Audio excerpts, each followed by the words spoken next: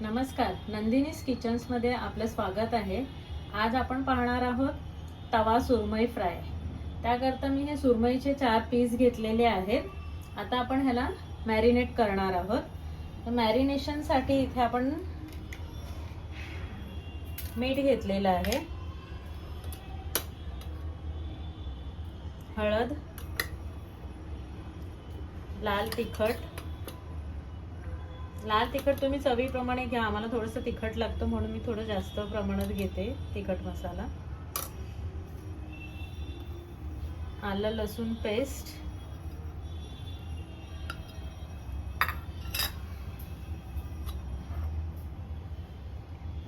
आणि मी याच्यामध्ये टाकते लिंबाचा रस. एक साधारण 2 चमचे लिंबाचा रस घ्यायचे.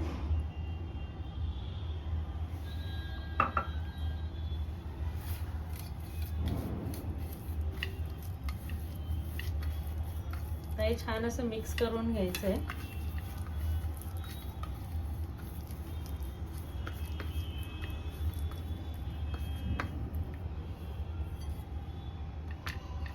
आणि आपण आता हे तुकडे मॅरिनेट करून आपण हे ठेवून द्यायचं अर्धा तास असेच.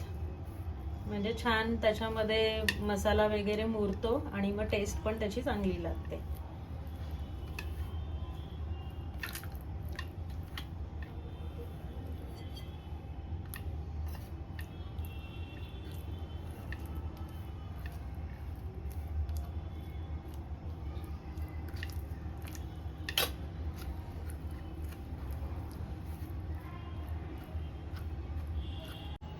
आता अर्धा तास झालेला आहे आणि आपले सुरमईचे तुकडे बघा छान मॅरिनेट झालेले आहेत.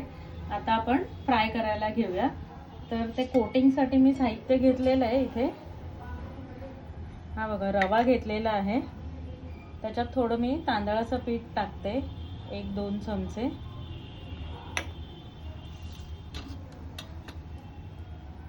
थोडंसं तिखट टाकूया आणि ते कोटिंग बेचव नाही लागत.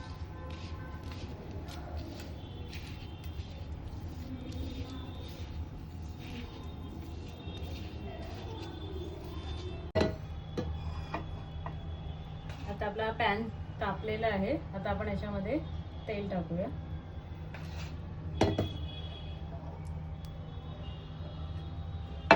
तेल सगळं पॅनवर असं पसरवून घ्यायचंय पूर्ण. आपण थोडंसं कमी तेलामध्येच करतो आहोत.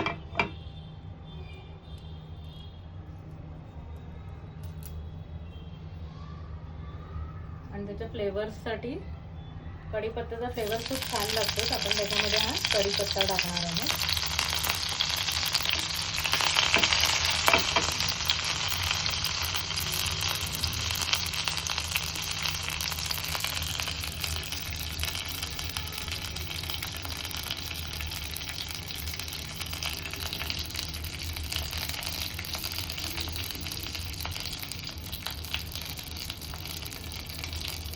आपण ह्या मिश्रणामध्ये सुरमई घोळवून घेतलेली आहे.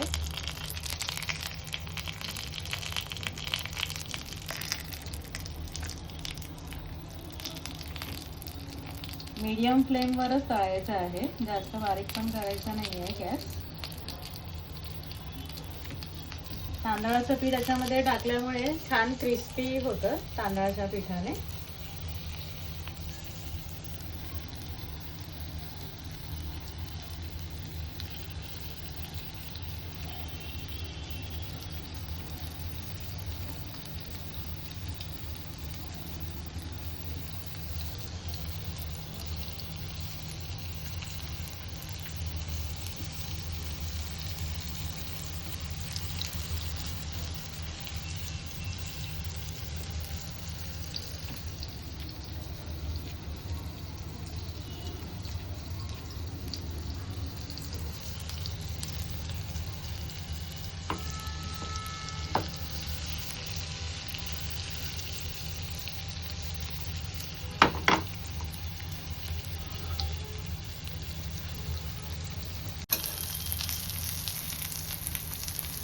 आता आपली ही एक साइडने फ्राय झालेली आहे. आता आपण ही पलटून घेऊया.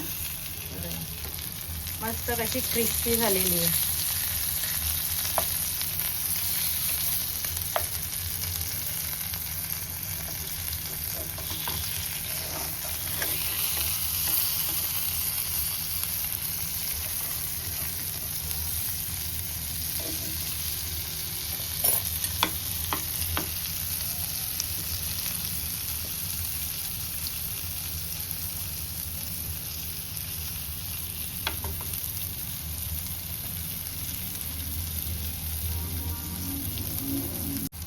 हे पहा, आता आपली ही सुरमई क्रिस्पी मस्त तयार झालेली आहे. आता आपण सर्व करूया. अशा प्रकारे आपली मस्त कुरकुरीत क्रिस्पी छान सुरमई फ्राय तयार झालेली आहे. तर आता तुम्ही पण घरी करून पहा आणि मला कमेंट्समध्ये नक्की कळवा की कशी झाली आहे ते. आणि माझ्या चॅनलला लाईक करा, शेअर करा आणि सबस्क्राईब करा. थँक्यू.